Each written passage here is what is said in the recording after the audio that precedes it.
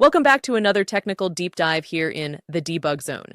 Today we're tackling a big question and breaking it down with insights from other users. Hopefully this clears up some misconceptions and helps you get the answer you need. So buckle up, stay a little curious, and let's jump right in.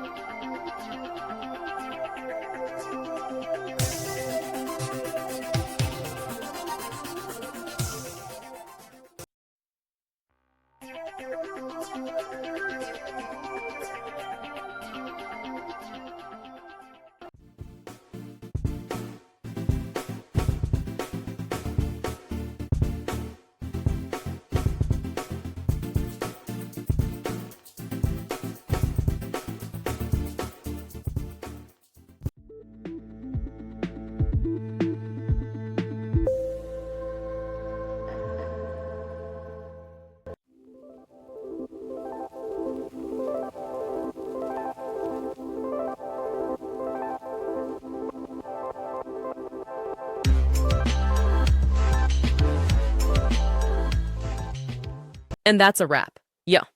I hope you found the answer you were looking for. If you did, take a second to hit that subscribe button. It really helps out. And let me know in the comments which solution worked best for you. See you next time in the debug zone.